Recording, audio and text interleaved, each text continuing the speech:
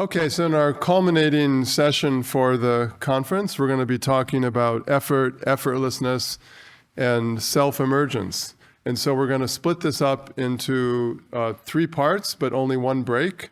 And so the first 2 parts, myself and Per Sedemeyer will be going, and we'll be talking about effort and effortlessness in the Tibetan Buddhist tradition and in neuroscience respectively.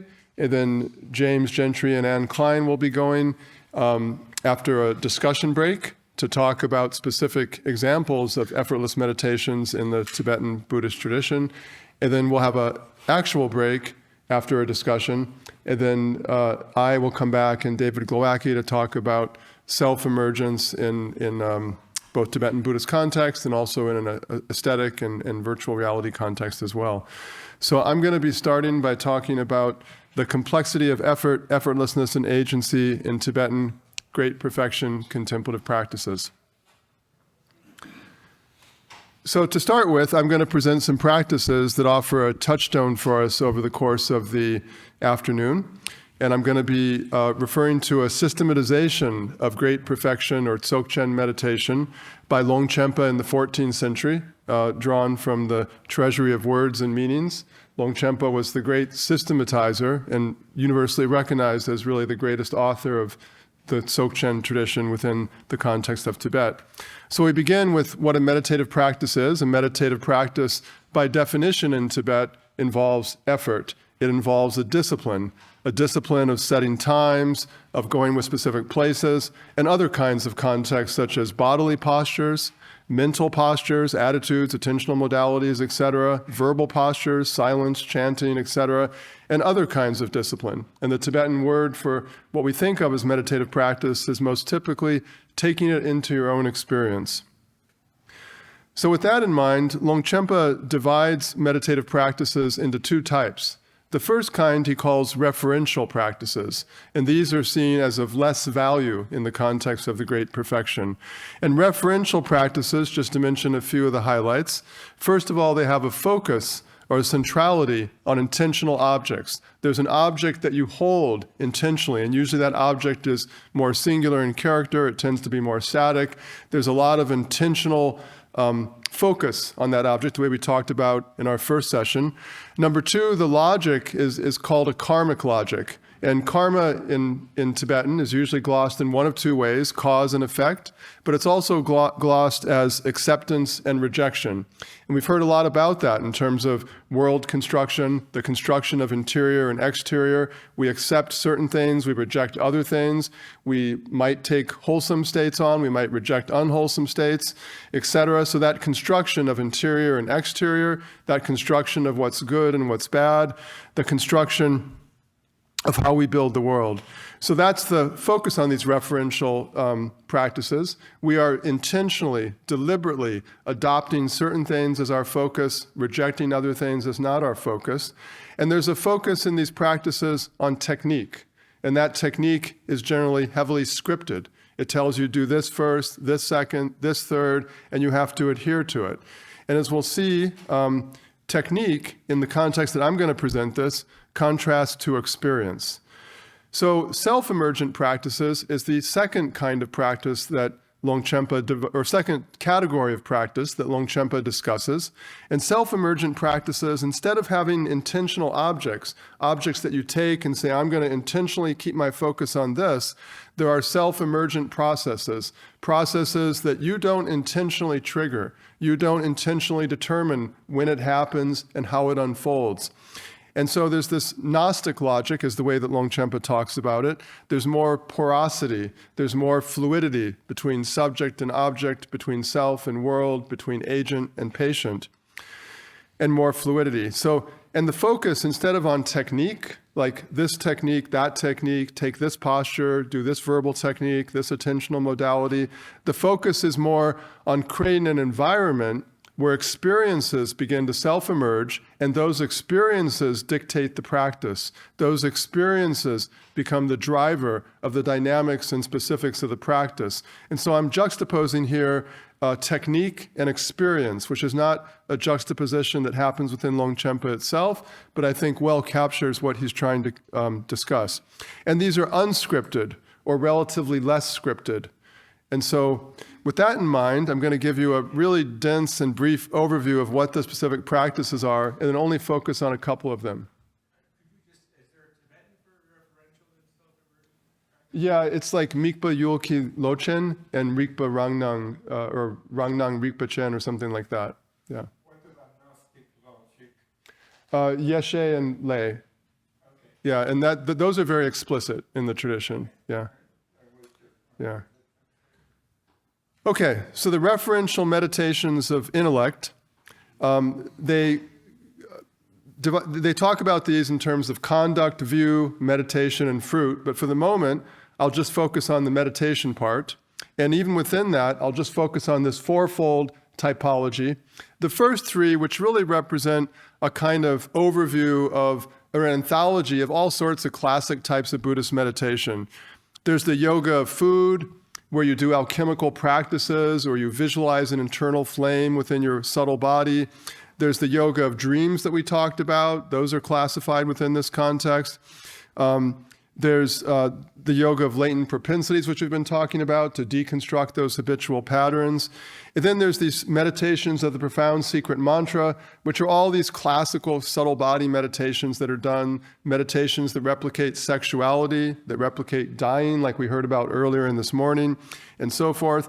And then the means of concentration goes back or harkens back to our first session, where we talked about this samadhi and the attempt to focus in a one-pointed fashion on objects.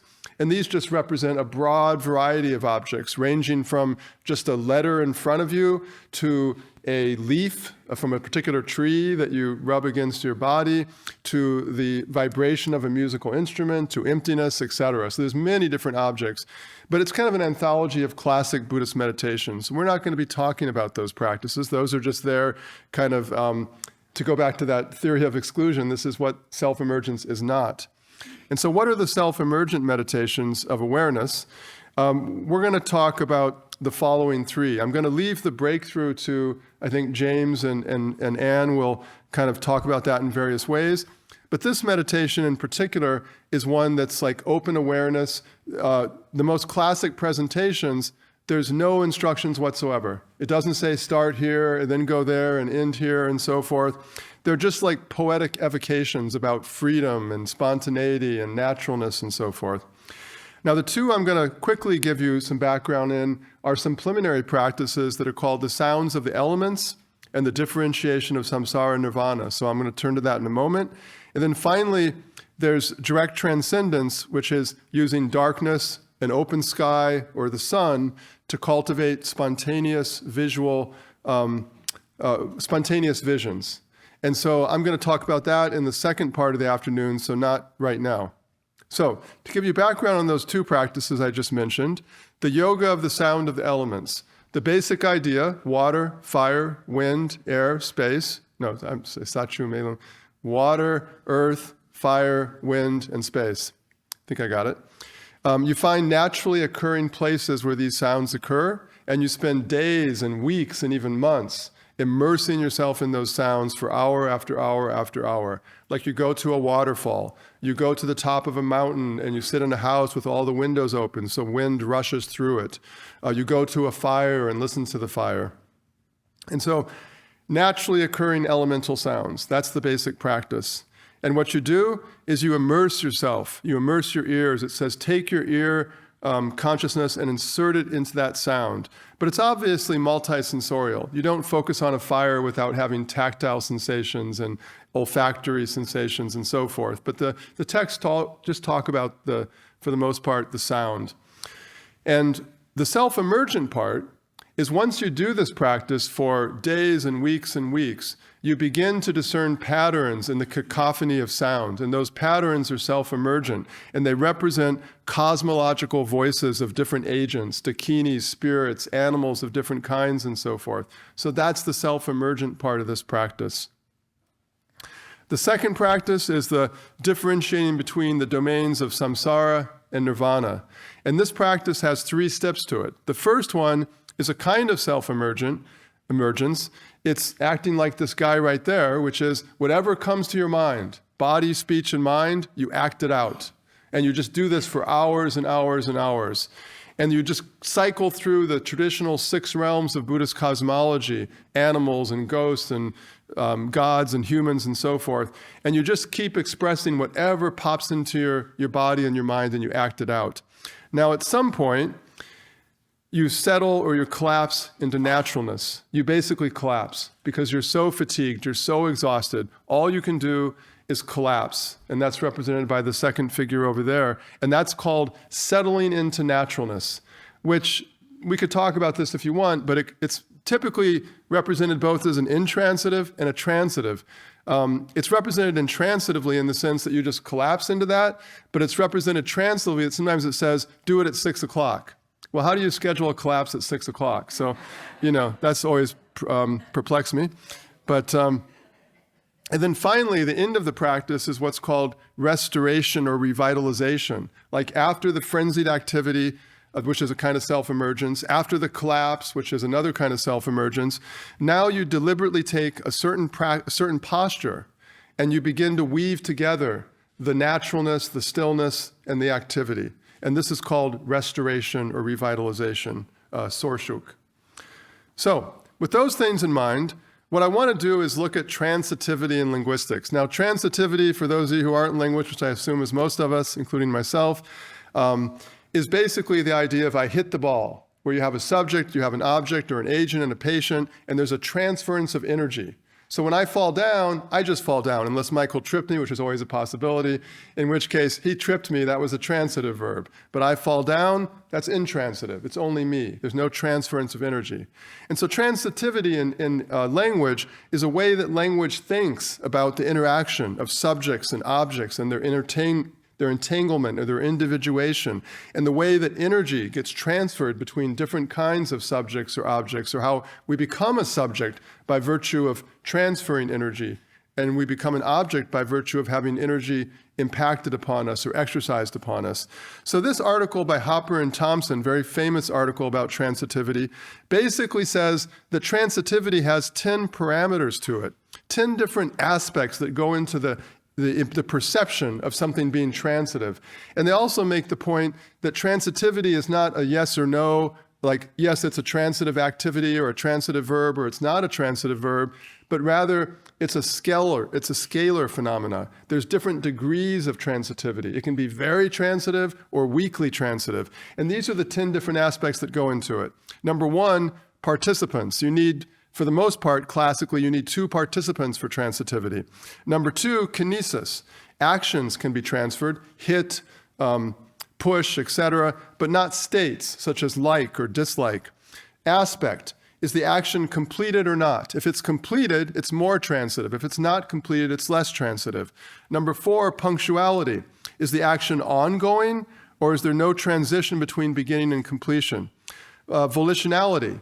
To what degree is the agent acting purposefully? The more purposive it is, the more transitive it is.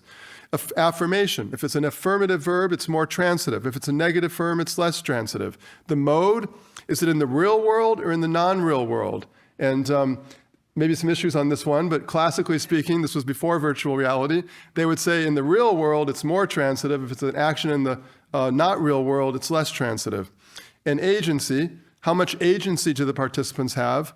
The affectedness of the object, like, is the object completely affected? Did I drink all the milk, or did I just drink some of the milk? If I drink all the milk, it's a more transitive activity. And finally, the individuation of the object. How separate is the object from the subject, or how entangled are they? So with this in mind, I created a kind of a scale of transitivity in Great Perfection meditation, looking at the tradition and asking the question, how do they talk about effort and effortlessness? And I came up with the following scale, which I'm going to have to do quickly: intentionality, or self-emergence. So intentionality is effort. Self-emergence is effortless. And yet it's a scale. So there's degrees of intensity behind these 2 poles. Number 2, how scripted is the meditative practice, or how spontaneous are the different things that are called for in the practice? Number 3, how much agency is the meditator expressing? How much volitional control do they have over the meditative processes? Or to what degree are they receiving things that are happening outside of their volitional control? Number 4, how much force is being expressed by the meditative practitioner, and how much is this perceived as a kind of letting go or something that's natural? Number 5, how conceptual is this? How much is the practitioner conceptualizing what's happening versus not conceptualizing it?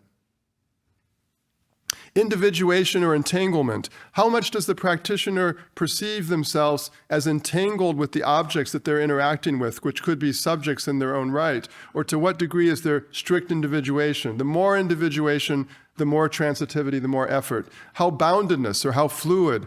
How much kinesis or how much stasis? How much affirmation versus negation? How much dissolution is happening in the meditative practice? Gestures of dissolution versus gestures of evoking the deity, evoking a letter, and so forth. How much are objects focused on, and how much are subjects themselves focused on, the practitioner as a subject? And finally, how much is the meditation a series of gradual steps, like doing a deity visualization over 20 minutes versus an instantaneous deity visualization? So with those things in mind, I came up with the following, to think about effort and effortlessness in Buddhist meditation. It's obviously diverse, we all know this, but thinking about what kinds of diversity are there beyond mental, physical, and verbal, all the subtypes of effort. I think more importantly, effort and effortlessness are modular. They're not something like, oh, it's effortful, it's effortless, but each one of these has all these different modular components that I outlined for you. And so the perception, when Tibetans say this is effortful or this is effortless, it's an aggregate impact of all of those different scales registering intensity towards effort or intensity towards effortlessness. And third, it's scalar. Each one of those modules is a spectrum. It's a spectrum that can be extremely spontaneous or lightly spontaneous, extremely forceful or lightly forceful, and so forth. And finally, it's a vector field. There's a directionality to these things. There's transitions between efforts going in this direction, and it yields to a certain kind of effortlessness, and then a new effort starts. And there's a whole choreography of the meditative practice that constitutes these vector being the kind of direction of the intensity. And so, with that in mind, what I'm particularly interested in is transitions in the meditative practice, in this choreography. Transitions where you go from effort to effortlessness, or when you go from effortlessness to effort. And I'm interested in the different types of such transitions, because there are many ways in which those transitions can happen, and it all depends on which way is happening in any particular moment. And so finally, I'm also interested in the way that subjects and agency are shifting in this choreography of a single meditative practice. I begin as the subject, and then suddenly the Buddha is the subject, or this amulet is the subject, or this letter becomes dynamically changing and it becomes the subject, and I become simply the recipient of that, and so forth. And so there's this constant shift between who or what is the agent, who or what is the patient, who is the subject, who is the object, and depending upon which that is, who is engaging in effort and who is experiencing effortlessness. So when we tell a story about meditation, we're talking primarily about the perception of the practitioner. So when effort and agency shifts away from the practitioner to something else, a glowing light, a Buddha up there, or an amulet, or whatever it might be, we experience it as effortlessness. It doesn't mean that effort isn't being expended somewhere else. So, here's offering 6 notable transfers of transitivity that happen in Buddhist meditation and Tibetan practices. And this goes beyond Dzokchen. One is obviously habituation or automaticity. And we don't have to talk about it as habituation per se. It could also be deep forms of familiarization. But this is, we take something like the Four Noble Truths or the perception of the 3 marks of phenomena or deity yoga, and we do it over and over and over until it becomes natural or it yields to an effortless form of expression and so forth. That's very different from dissolution. The dissolution is when we let things go. So we have like an evocation. We build a visualization, or we reduce the world. We deconstruct the world to emptiness before a visualization. Or we perforate phenomena by visualizing whom syllables that shoot through phenomena and gradually poke holes in phenomena and deconstruct them. So dissolving, whether a letting go dissolution or a forceful dissolution, is very different kind of transference. into effortlessness. Number 3, that should have been number 2, exhaustion. So the practice I mentioned to you where you just act crazily for hours until you fall down from exhaustion. Exhaustion is very different from a kind of letting go into dissolution. It's very different from an habituation. And then number 4, going the opposite direction, evocation from dissolution. You start with dissolution, and then you evoke things, like we heard earlier in the morning about that. Subtle body visualizations of channels, deity yoga, self-visualizations, etc. And then number 5, relational exchanges, where I'm having a relational exchange with an object that becomes a subject, or with the Buddha, like in deity yoga, where I visualize myself as a deity, and then the Buddha descends from his or her own free will into my visualization and animates it. I don't do that. Or other things happen, the blessings of the lineage, where I pray to the lineage tree, and suddenly those blessings descend upon me, and I feel this overwhelming force well up within my body and my mind. So these relational exchanges that happen, where I'm no longer the agent, I'm the recipient, I'm the patient, and so I'm not expressing effort. And finally, self-emergent. When a practice focuses on receptivity, opening a space through letting go and dissolution in other ways, and we wait for things to emerge from that field. We wait for the voices of cosmological agents to appear in the kind of cacophonous noises of the sounds of the elements we've immersed ourselves in. We wait in the darkness for vision to be born and so forth. So this is a very different kind of thing that we'll be turning to in the second part of our session today.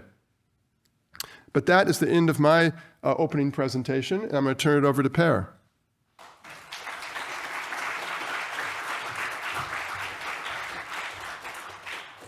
All right, so I am a computational cognitive neuroscientist, and what that means is I try to understand the world, the universe, actually the brain, in the way that a physicist wants to understand the universe. And so what that means is I try to develop computational mathematical theories, so systems of equations that can describe or even generate the sorts of neural activity that we see while we perform these cognitive feats of discussion that we can do. We see, we think, all of these aspects of what it is to be human, and also generate the neural data associated with those. And I hope that once we have those sorts of equations, that we've gained some level of understanding that ends up being useful for this.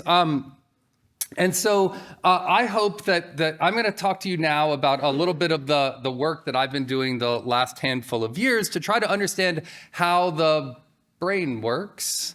And hopefully this will end up being useful for our conversation. So I'm going to step it way back here. There's this, can't see it there. So why are we here? I see I moved away already. So why are we here? And I don't mean this on a metaphysical level. I mean this, how did we get from these single-celled organisms up to these beings that have really complex brains that make use of piles of energy but have amazing abilities?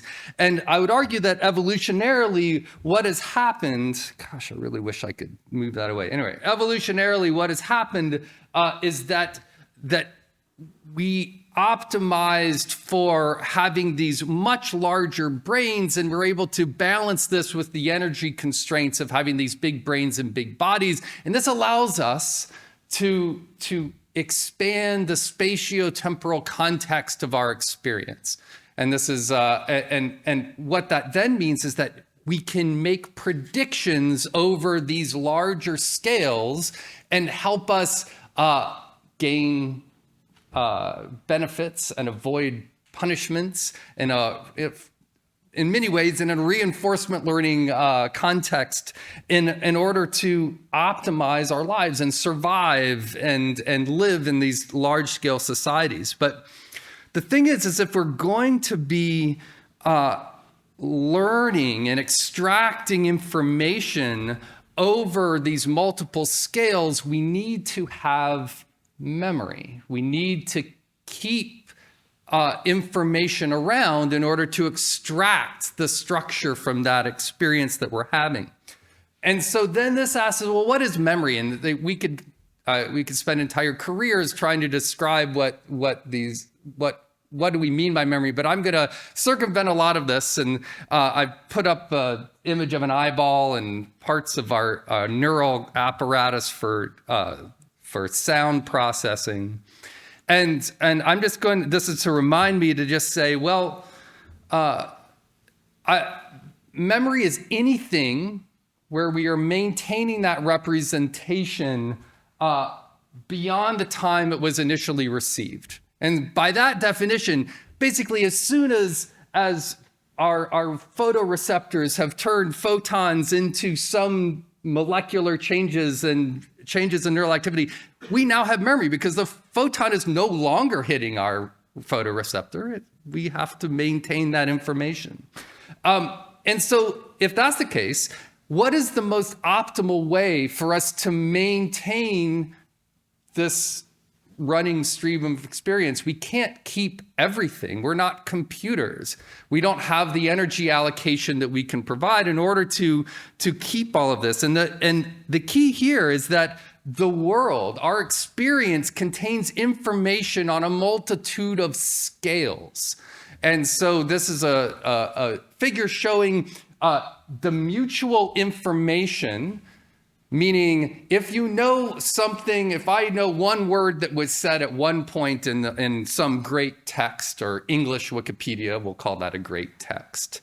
And if I know one word, then what does that, how much of the uncertainty about some other word out into the future have I gained? And so on this axis, this logarithmically scaled axis here, is that the distance between symbols, so let's think about words or parts of the human genome, how much does knowing about one of those reduce uncertainty about something that might happen in the future? And so given that this is basically a log linear scale, that means that there is information of vast proportions well into the past that tells us something about the present and hence the future.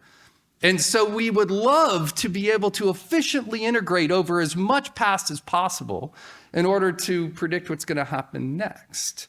And so how does our brain do this? And so there's some, oh yeah, I should have put this up. And I'd also want to add, you've heard about these generative text tools like ChatGPT. This is not how ChatGPT works. It has a finite memory that goes back, say, 5,000 words, and then it's gone. All right, so how does the brain represent these multitude of scales necessary to extract information from them? And so one key piece of information, or this type of neural activity that was discovered a handful of years ago by Howard Eichenbaum, called a time cell. Basically, these are cells that respond to information that comes in or is endogenously generated, and they keep track of what happened when. So, for example, if I make a noise, that clamp, I should have something like that, and so that almost feels as if it's spatially receding away. And it's no longer there. That noise was no longer there, but you have some representation of it as it decays into the past. And it's moving farther and farther away. And so here, these are cells that, to some sort of input, they start to fire. And so here you can see cells, some cells start to fire really soon after it, and then another set of cells, and then another set of cells. And these are in a couple different brain regions, the prefrontal cortex, the hippocampus. And so what's interesting about these is that they keep what ends up being, I'm going to gloss over this a little bit, a log compressed temporal receptive field of what happened when. So there are other types of cells that seem to keep track of time. Here's some more temporal memory in the brain, and I want to really highlight the fact, so these cells in the lateral entorhinal cortex, another deep brain region that happens to send a lot of inputs into the medial temporal, into the hippocampus, you see these ramps of neural activity. They sometimes go up, they sometimes ramp down, and I want to call your attention to this x-axis here is that this is minutes. These are cells that start to fire and they decay very slowly, many at different rates, to track something happening in this experiment. So in this case, these were rats, some changes in your environment through time. And so we're tracking changes in our environment and when did they happen? And so we have whole slews of cells that are tracking these changes. So what does this mean? This is all kind of cool. And so I'm a computational neuroscientist, so I'm going to show you all an equation. And so what do I think is actually happening here? I think the brain is making a Laplace transform of experience. And the top right here is the differential equation for the real portion of a Laplace transform. In general, if you think about our experience as evolving over the different dimensions that are coming in, different features that we are responding to, that is a function over time. And so the brain can store a representation of that function over time with a Laplace transform if it has a population of neurons that allow this to happen. And so here, this top is the function. You see two little bumps. Oh, that happened once, and then it happened again. But you could have a number of neurons that have different decay rates, and they start to fire when that happens, and then they decay at different rates, and then it starts to fire again. This is really cool. So you can invert the Laplace transform, and here I'm flipping the axis, and now I'm having it look towards the past. And you can invert the Laplace transform, and now you can pull out with these different temporal receptive fields of what happened when. So those two bumps, well, I have this large activation indicating this one bump happened relatively recently, and then another one extending farther into the past. And note that it's logarithmically compressed. You have more cells that are representing the recent past than farther into the past here. And this logarithmic compression gives rise to an extremely important property, and it's called scale invariance. And so what do I mean by scale invariance? And that is, I'm going to say a word. Octopus. You've probably never heard someone say the word octopus at that slow rate. If I had more time, I would have extended that out by about four to 5 more seconds. But the reason that you understood what I said is because you have a scale invariant representation of language. That you didn't have to hear the word octopus at all the different rates, all the different scales in order for you to comprehend and represent that information. So that's functions of time. That's already really cool. So this is providing the context of experience. What is it that we have in our brains as experience is coming in or is endogenously generated? But what if I said that not only could you represent functions of time, but if you add this one variable that is just changing how the brain processes the Laplace transform as a function of anything that changes as a function of time, then you are performing a Laplace transform of that variable. So what does that mean? Anything that changes as a function of time. So what changes as a function of time? Everything. Everything changes as a function of time. Whether or not it's where I am in the world, that's dx dt, that's the easy one that I just wrote up there, so that's my velocity. That tells me, and so what that means is that the brain can track where I am. What about number? How many computers have I fried today? 1 so far, but eventually, the day is young. That's there. We can go 2. All right. So now this is really fundamentally important. That means that is this the noise telling me I have to be done? Oh no. It could be.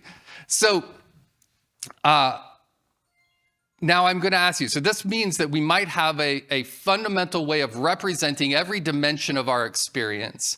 And I want to ask you, what if it really, and by it I mean all of neural processing, really is just Laplace transforms all the way down, all the way through? Well, what does that mean for us? Well, SITH, we call this SITH. It's a scale invariant temporal history that we're keeping track of because we like to have fun acronyms for things. So we have, as I just outlined, we now have this neural basis for representing basically the entirety of the content of our experience, every dimension of our experience, whether or not that's something that changes with time or space or number. We can have latent variables such as decision. Am I going to eat a salad or beans or nothing today? And these are decision spaces. And we talked about sequential sampling models yesterday. You can represent sequential sampling models within this same Laplace decision space. And so what can we use this for? Well, now we have these scale invariant representations of the past. So this is the left side of it. You have a Laplace representation, an inverse Laplace representation. Well, now you can flip those and use those to predict out into the future. And so this is what allows us to simulate out into the future as we've formed associations and learned the structure of experience and relationships between the items of and the content of our experience. Now we can simulate out into the future. That's the good news. The bad news here is that we've got this big problem. I started this discussion today on why I think the brain evolved. What do we do? That we try to extract structure from our experience in order to guide our behavior. Now the problem is that modern society is a little bit different than it was where we had different constraints a little while ago. I don't know when that a little while was. I'm not going to put a number on it. And so we have lots of distractions. And as we talked about yesterday, these distractions can be quantified as having some sort of predictive value to them, or at least we're trying to identify predictive value in changes in our environment.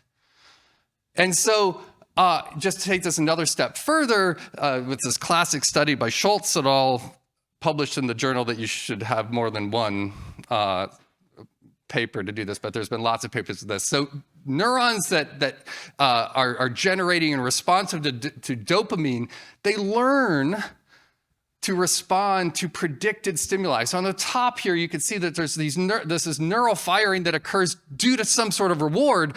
But then once you learn the association between some stimulus and that reward, the brain responds to the stimulus, the conditioned stimulus, and no longer responds to the reward. So what this means is that now you've taken that reward, you push it back onto that initial stimulus. And then you can keep pushing those back farther and farther. And these are creating these various chains of attachment. And it also creates anxiety in our experience because constantly we are pulled to identify what is it about our environment, what changes in our environment are going to allow us to maybe sometime get some reward into the future or avoid some punishment. This is at our very core in how we process the world. So what does this mean for effort? This is my attempt to kind of close things up here and maybe move us into a discussion period instead of me up here talking. So we're continually fighting, or I should say succumbing to this basic biological drive to identify meaningful change in our environment. And it's really easy for us to focus on these immediate changes. So the timescales that are happening next, not thinking about the timescales that are happening tomorrow or the timescale of happening a month from now. And so it takes a lot of effort. This is why we have our whole cognitive control system. It takes a lot of effort in order to focus on farther out into the future.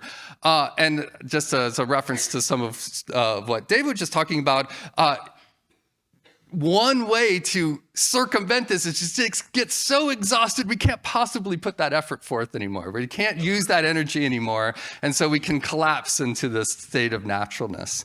And also alluding to some of the work from yesterday and discussion from yesterday is that meditation often involves focusing on something that doesn't change. We are constantly trying to identify change, but if we focus on something that doesn't change, this is really hard. It goes against everything that our brains are supposed to be doing, supposedly. So what does the scale invariant representations mean for these self-emergent experiences? And so what specifically here is what happens when this exogenous structure, say you go into a dark retreat, this visual structure that we're constantly bombarded with goes away, or the extrinsic rewards for something are removed. Well, so these associations that we've formed out of the structure of our experience within these scale invariant representations, they allow us to reconstruct spatiotemporal context. So this is actually a model. My grad student did this simulation this week of how from some self-emergent activation, you can start to reconstruct some past state. And so this is a very simple environment where we were just giving it a list of words, but our experiences are far more complicated. And so when we reconstruct those states, they can go in all kinds of different directions. And so this self-emergence is exactly that. We're drawing on this indwelling gnosis to construct experience. So just to summarize here so we can move on to a discussion. So we, as living beings in this world, we are trying to extract structure from the experiences that we have in order to make predictions over this wide range of spatiotemporal scales. And this scale invariant temporal history model that we've been developing, it provides this computational tractable working memory, and you could call this the context or the content of our experience that is lasting beyond the moment that information comes in, is potentially at the core of these computational processes that give rise to cognition. And so I suggest that maybe layers and layers of Laplace and inverse Laplace transforms in the brain are at play for many forms of neural processing. And so let's please discuss this. And also to bring my colleagues into the room as well. I'd like to thank my lab, but then also my close friends and colleagues, Mark Howard, Kartik Shankar, and Zoran Taganya. Thanks.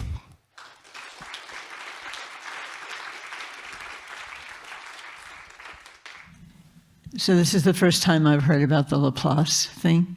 And I'm just wondering, since it seems to record things that happen.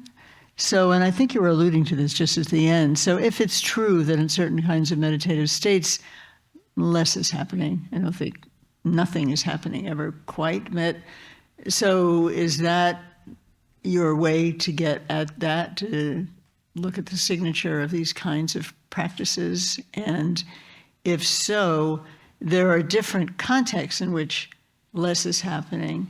And would signatures be able to differentiate, for example, the nothing, from a lack of effort or from expansiveness or a lack of boundaries? These are slightly different, but they're sort of similar in that less is happening. Well, it's certainly the case that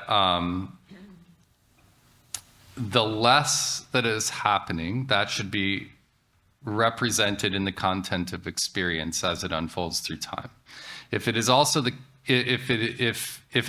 case that our brains are tracking the content of experience in this way, and hence have this this lasting representation of some experience. So this would mean that anything that comes in, it's sticking around in neural activation patterns for minutes, if not. So there's evidence of at least going up to 60 minutes that someone just saying a single word can last for a very long time.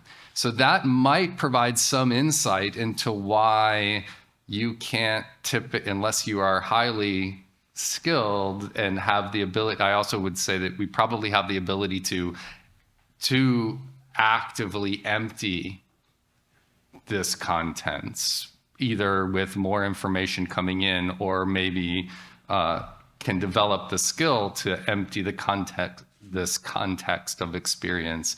But why it might be the case that it requires a long time in, say, a dark retreat before self-emergent visions start to occur. It's because you have to wait for these lasting representations to go away. So it's explaining why you have to wait, as well as having a signature that can identify what's happening in the moment. Sure, if we could record from so there are non-invasive techniques that are less temporally accurate. There are less invasive techniques, as talked about this morning, that are, it's more difficult to track content, but you can get at it with, say, gamma oscillations. And so you would imagine that there should be some sort of time scale emerging post, and you could track that to some extent. Maybe not the specific content, but you could track it. Thanks. I have a question. Is that okay? Yeah. Sure.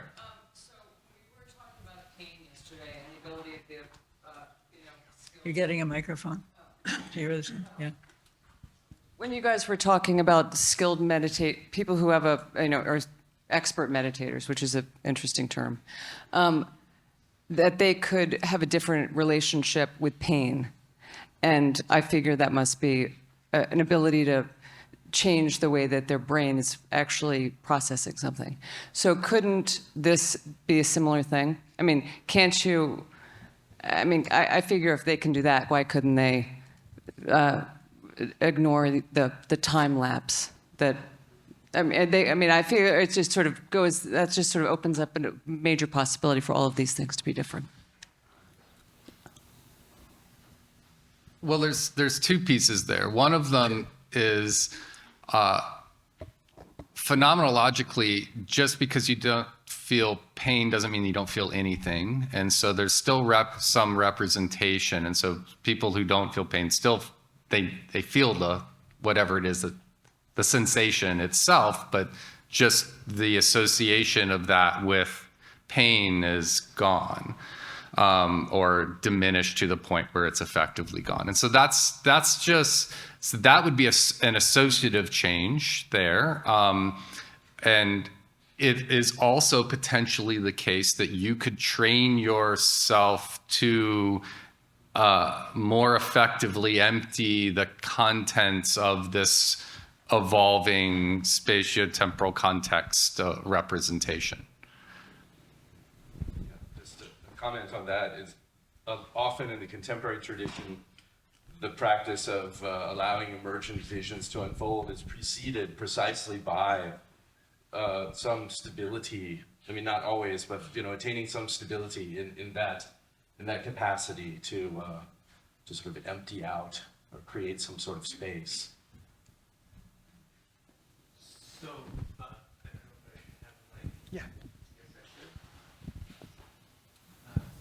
I have one kind of methodological question and then a question that's more directly about the content. So the methodological question is, you talk about Laplace transforms in the brain, and I'm wondering whether you mean that there are neurobiological processes occurring that are best modeled by or well modeled by Laplace transforms, or are you claiming that the brain is actually doing Laplace transforms itself? Yeah, if that distinction is clear. Sure. At some point, if the Laplace transform is mimicking what the brain does with a high enough accuracy, what's the difference? The difference is that the Laplace transform is an abstract mathematical entity, and the neurobiological processes of the brain are probably much messier than that. Absolutely, and so I completely agree that the brain is very likely doing what seems to be an approximation of a Laplace transform of experience. Whether or not that's the exact functional form, I don't know, but it is useful for us to think about it in those terms, and that has guided a good bit of neuroscientific research that has validated every time we look, we find neuronal properties in many parts of the brain that are following these specific predictions. So and the reason I ask that is I'm kind of also interested in the variability, both individual differences and cultural differences and phenomenal differences. So there's been some work on, I think neuroscientific work on time perception, where time under certain conditions seems longer and shorter. But then there's also evidence of significant cultural differences in time perception. And then finally, probably individual differences in time perception. I'm just wondering how that model sort of works. In other words, in some ways, how do our priors, so to speak, how are they relevant to this time tracking? So I would say that the priors govern what we attend to, and what enters into the content of experience. That obviously there's a lot going on around us, and we can attend to different dimensions of that experience. And if we have depending on cultural differences, individual differences, that changes what we are tracking. And what that then means is what we are detecting as changes in our experience. And I don't per se believe that time exists. I only believe that change exists. And so when people talk about the time speeding up or slowing down, what they're really talking about is how many changes in the features that I've been experiencing in some general frame, some window, I don't know, of time maybe. This is why that whole notion of saying I don't believe time exists falls apart almost immediately. But that it's the amount of change that you've experienced is how we estimate the passage of time. And you can manipulate that in laboratory experiments quite strongly, actually. Can have people sit there doing nothing versus thinking about some rich experience, and completely changes the amount of time that they think has elapsed. Question about the fading Laplacian transforms. Side note, I wish Susan was here because this intersects so interestingly with the neuroaesthetics piece. But so if this memory event diffuses or fades into the background, and we don't add in new novel stimuli, we keep a stimuli dampened environment, say dark retreat or something like this, changes the way the reward structure works. You talked about this sort of gnosis and the reconstruction of reality. What are the implications of that scenario for mechanisms of neuroplasticity? And then how we reconstruct reality or real worlds in new ways, in sensory dampened environments, and the way the brain restructures itself to reconstruct these environments and or to encounter reintroduced stimuli in new environments. So one key notion to bring up is whether or not you are an active participant in this remapping, these new associations that you may or may not be forming. The more active participant you are, what I mean by that is, are you are you predicting what's going to happen? Because if you are making concrete predictions about the ongoing experience, and many would say that almost all of perception itself involves constructing, and we alluded to that earlier today too, involves constructing the perception itself, but that shapes what we learn. So the predictions that we make and whether or not they align with what actually ends up happening is what determines the magnitude of what we learn from those experiences. So that's one key aspect here. I don't know if that fully addresses what you're saying. And so maybe if it's all self-emergent, I think that this is all coming from drawing on your past experiences and the associations that you have formed. I don't know if someone stayed in some form of sensory deprivation for such a long time that now what you are learning were basically feeding back onto itself, and you are now learning about your own interpretation of your prior experiences that are manifesting in some odd way. I feel like it's going off into weird places here that I should stop answering that question. I mean, yeah. What's under it are what are behavioral interventions and situational interventions that allow us to reduce the hold of these priors and allow them to fade in the background such that we have novel ways of reconstructing reality on the time order of hours and days. And well, I think maybe David's going to talk about that because as much as you can immerse someone in some context that you can manipulate and it be as real as possible, that's one way to set someone up, put them into a context in which there can be as large amount of plasticity as possible. Well, I just want to, if I may, just on that very point, have these models, computational models, been applied to dreaming? Because if we're looking at sensory deprivation, which, we can segue into that in dark retreat, when you're asleep, your sense stimuli are cut off, not entirely. There's you're woken up by an alarm clock, and if somebody touches you, there's tactile and so forth. So you can be startled through senses, but largely every night we close off our sensory stimuli and go into a dream world. So we are pretty much every night, most of us, entering into a domain in which the priors play out in a certain way, right? Environmental stimuli are no longer primary factors, et cetera, et cetera.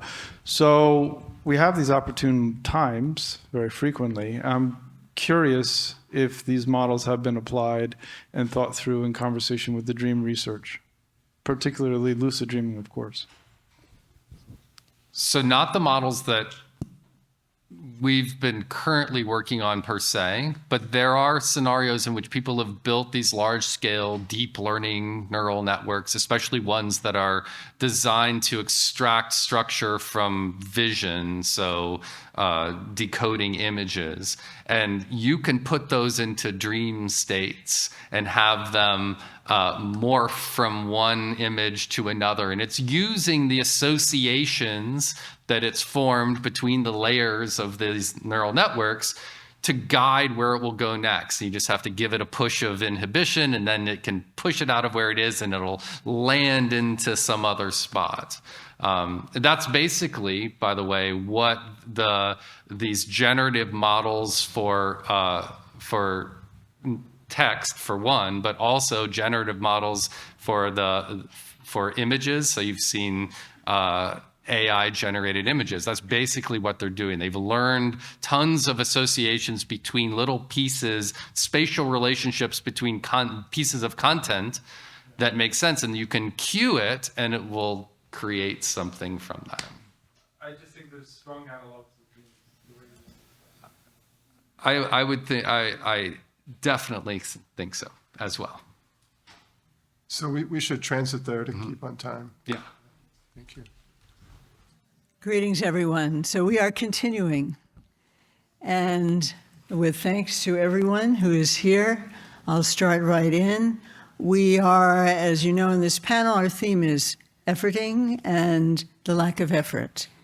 And what does freedom from effort do to our experience and our identity as living beings? I think this is a question for us practitioners, for the scientists, and for the philosophers as well. A word about the big picture. In Dzokchen, which considers it to be an all-inclusive great completeness, it is a wholeness. A wholeness is something that is not uniform, but whose diversity is never outside itself.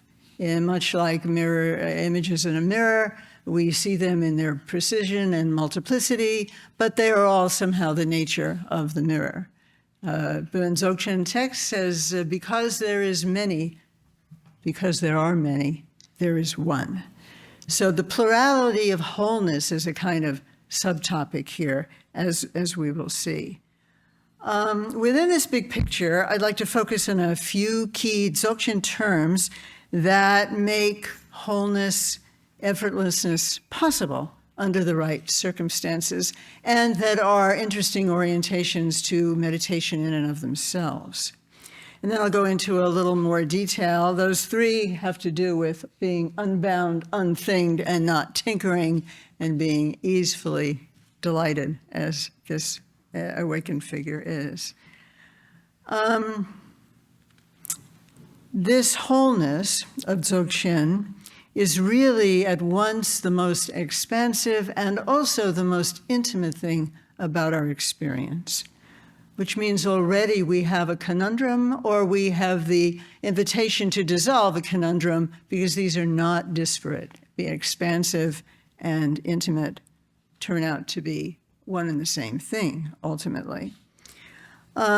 Within this big picture, I will focus on these three terms to start with, and then go into a little more detail on one of them, especially with some examples from Jigme Lingpa Pith practices, look at how certain practice, very simple practice, orients one toward particular kinds of effortlessness and the different types of ease and relaxation there are, and actually very rich vocabulary around that state.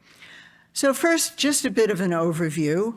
Spontaneous emergence occurs through the interplay of several key principles, including these. Spontaneous emergence also occurs in everyday life, and I think that's important to mention, that we don't overly exotify these states which admittedly are available only to persons with tremendous dedication and karmic and many prior, deeply prior propensities. Nonetheless, they do occur in everyday life, and I think that's important, that there is a connection between what happens in practice, the potential that is awakened in practice, and the potential that we also enjoy in daily life. I remember when I was learning to read at first, I had tremendous admiration. I thought reading was just miraculous. I couldn't imagine how, someone like me could learn it. And so I also remember being, 5, 6, something like that, and sitting down for the first time with a little book by myself. I was so excited. I could read one sentence, and then I just couldn't read anymore. And I put it aside, and the next day I picked it up, and I could read another sentence. And that went on for another 2 or 3 days. And each time, and even then I wondered, well, what exactly happened? I didn't ask anybody. I didn't go to my mother or father or daddy. How can I? It just emerged. And finally, I could allow myself to get through a whole paragraph. And I thought about that, for a few decades. And I think that what really was going on was that I was not ready to accept this exalted identity of a reader. I just got too excited and too nervous. It wasn't cognitive knowledge that I needed. It was some kind of reorientation of my agency, identity. So I think the practice is very similar. And we are told that we are Buddhists and that we can be very easily. And that's hard to believe. and I think in a similar way, scaled up quite a bit, of course. So with that in mind, we can say that for Dzokchen, really the real problem isn't that you can't read, so to speak, or awaken. It's that I am just not quite ready to face maybe the grand horizon of my actual being. It makes one nervous, as we've heard. So then these three terms that I want to mention briefly, I happened to determine that I would talk about these three because they are appearing a lot in a set of fairly recently revealed Teir Dzokchen sadhana, actually, that themselves are echoing words of Longchenpa, who himself is echoing and in fact quoting words from early Buddhist Dzogchen tantras, so that in these words, especially as they appear in actual practice texts, one does hear the echoing through the kind of history that Jake has introduced us to of texts going way, way back, the 12th, 14th, certainly 18th century. And these are meant as instructions. They are embedded in poetic lines, so one has the kind of ease that one has perhaps listening to music, touched by poetry, makes one perhaps more receptive. But here I'm just giving you these words. They appear in many, many contexts. Tame, unbounded, limitless. So we have talked about looking at the sky. We talked about holding one's gaze completely open and still. So this is a state, or an approximation at least, of a state of boundlessness. One, nonetheless, as we've noticed, one has a location, but it's really a kind of different situation. And the state of boundlessness is a state, of course, of maximum flexibility, porousness, the kinds of things we've been hearing about. And also, it's a state of objectlessness or thinglessness. You're not being bound and you're not being thinged because there's no particular thing that you are guiding your interest toward. These things go together. Like many of the most famous words in Dzogchen, they have a kind of porous relationship with each other, and they overlap and they merge and they separate. And then, in order to maintain that state to any degree at all, you need to be, you're invited to be uncontrived, stop tinkering, don't fuss and fiddle, don't try to manage things, give up judgment. It's a very simple state, but the array of things that we have to let go is quite considerable, and those are the very things that comprise our sense of identity. So how ready are we to take them off? Now, these three states then obviously reinforce each other. I wonder if brain signatures could identify, which of these is in the ascension, because in one sense, when you have one, I think it's fair enough to say you have another. There are many other important Dzogchen terms that are nestled within these three, and I will allude to some of them going forward as I introduce okay. Let me just a little more, here we have those. So this is a beautiful, their famous picture. This is what Longchenpa himself looked out at as he did some of his practice and writing. This is a poetic description of unbounded, unthinged state, uncontrived as well. Just their expanse, ground for all it is, empty essence, nature unceasing. Nothing's there, yet everything comes forth. So much of Dzogchen understanding is right here in these simple lines. Essence empty, but yes, there's unceasing something. There's nothing really there. The creativity that we heard about this morning from Andrew comes from here, and here is here. This is what one is one's own most intimate aspect. And why are we so interested? Why is this business of being effortless so important? Why is this business of being untethered to an object so important in Dzogchen context? Well, it's what allows the state of completeness that is most natural to us, according to the great Dzokchen philosophers and teachers. What's the problem here? Where does suffering come from anyway? We've heard allusions to this already. Well, your mistaken mind sees other as separate from yourself. Suffering begins right there with self and other. One is no longer an unbounded wholeness. One is inevitably in contestation of some sort with whoever or whatever is in front. Not only that, mistaken mind wants meditation and effort. It wants an object, as John often says. Within mistake's true nature, however, is a natural state of evenness, primordially free of wavering. That's our natural state, not to be distracted, but to be tracklessly tracked. Primordially free of wavering, a naturally pure field expanse. No activity or effort, no repose or non-repose. Duality itself dissolves, Longchenpa says. There really are no dualities in the yin, in the Dharmadhatu, in our real nature. Well, how can that be? And how would one come to understand this? So, experientially. So here is a lovely little practice, just a one-line practice. I call it a pith practice.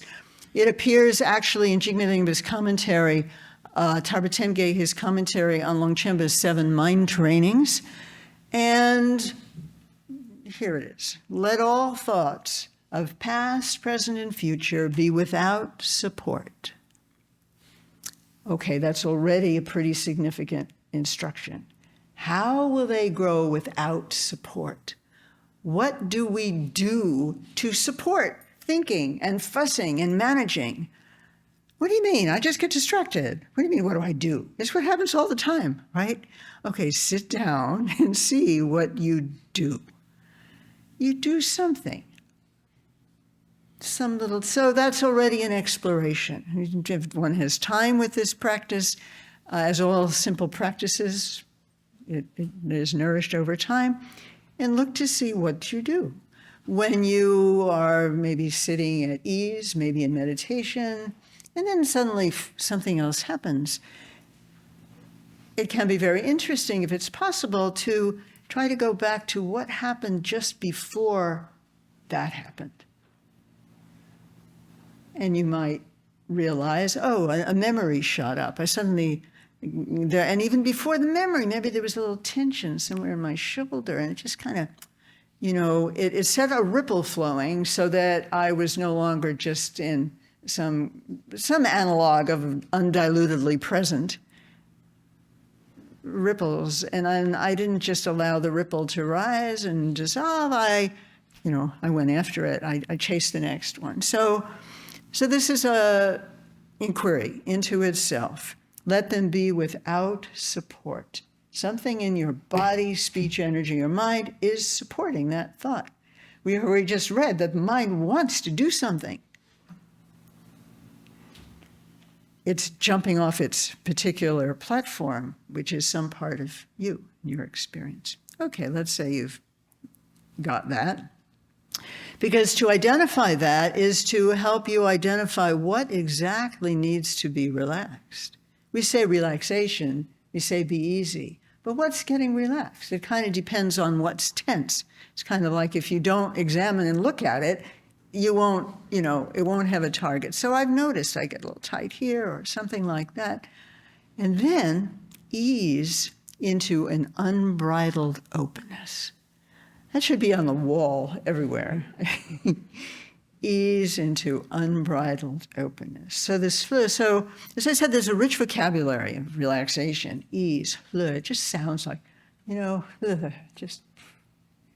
And then there's this great word, cayenne, which it turns out doesn't occur that much. I think it comes up twice or something like that in Ching-Tzu. But Jigme Lingpa uses it here.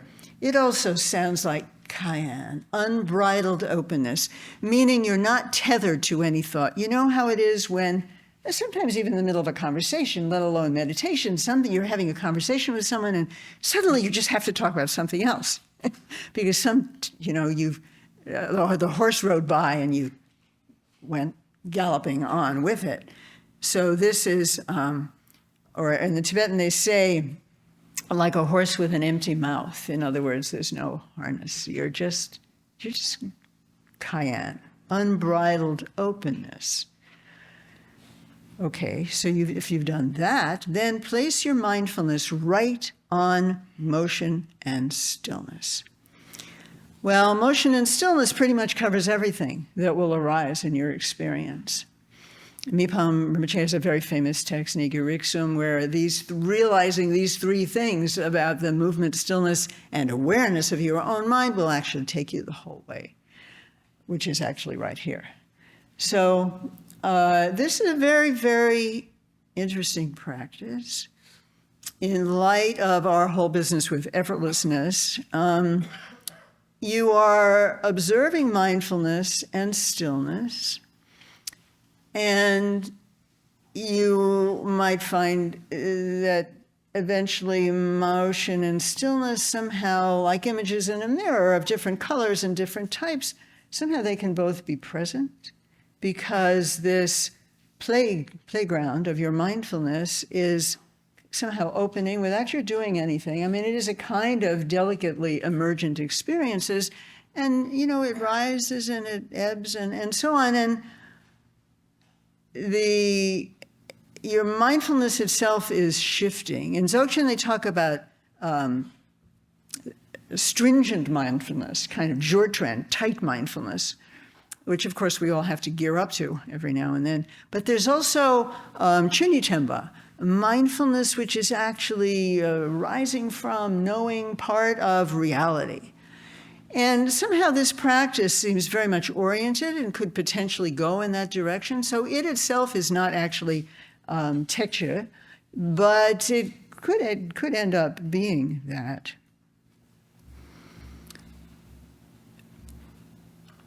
The second, let's see, Jigme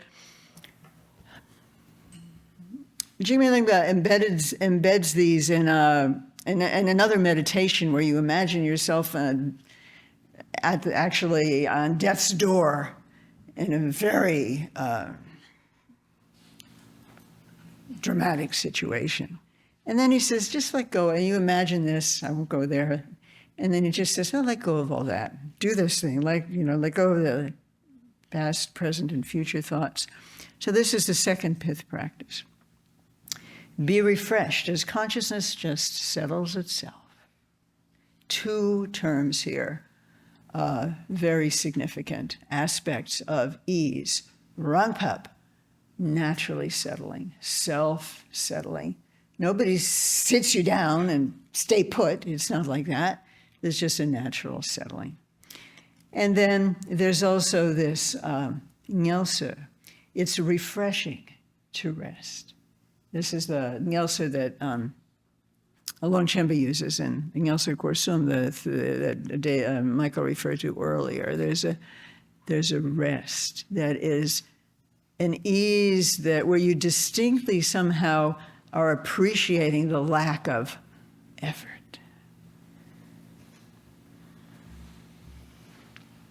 And then, of course, you would spend a good bit of time with all of these practices. I'm just going to give you one more.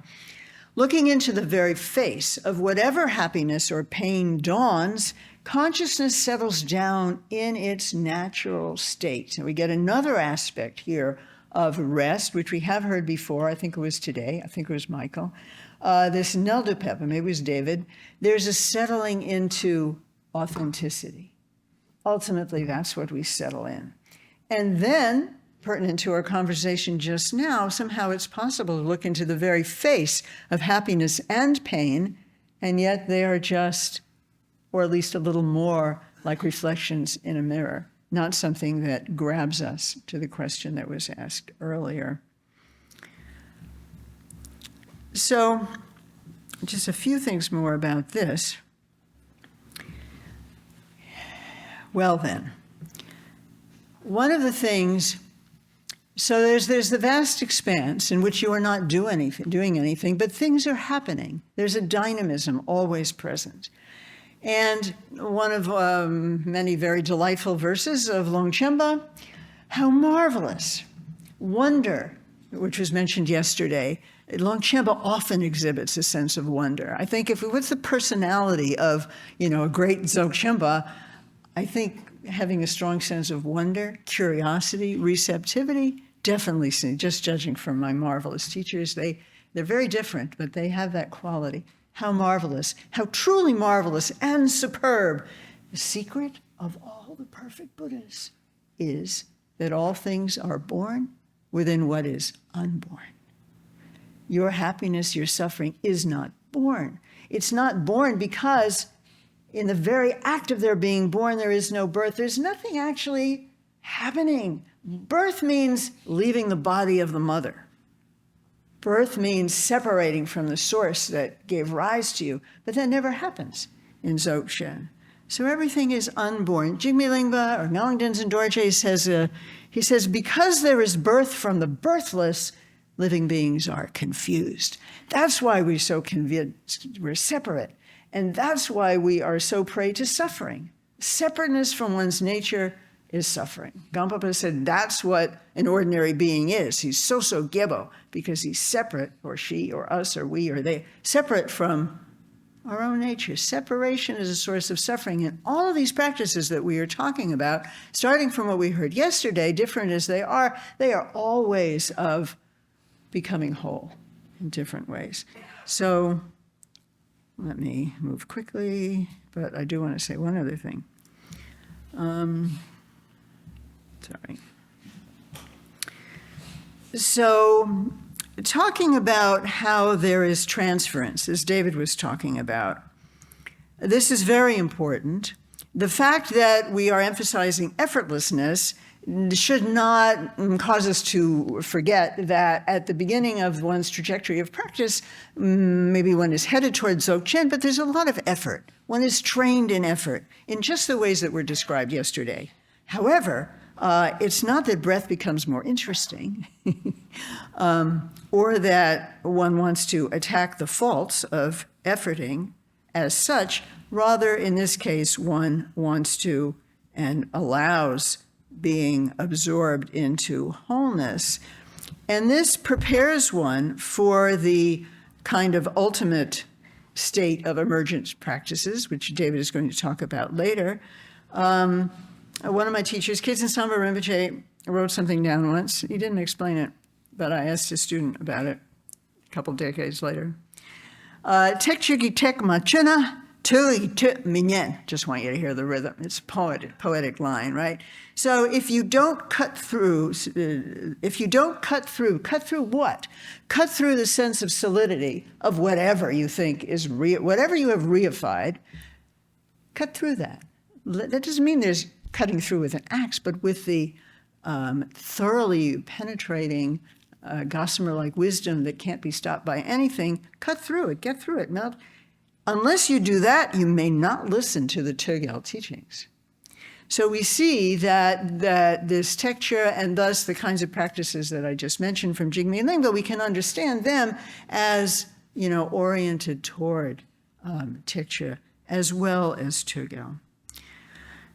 And through this, through recognizing that everything that you see, here's another poem, then I'm going to stop. One of my favorite poems, again from the Spoon Dzogchen text, you may remember it. Dense called Rikpe Sema, nothing. This is reality talking. Reality often speaks in Dzogchen text. Nothing, not even one thing, does not arise from me. Nothing, not even one thing, dwells not within me. Everything, just everything, emanates from me. Thus, I am only one, I'm whole. Knowing me is knowing all great bliss. There's a bliss in knowing the wholeness that one is. And what problems could be, as been alluded to, might be resolved if we neurologically understood more about this as a phenomena. I guess that's a question I would leave us all with. And stop there. Thank you very much.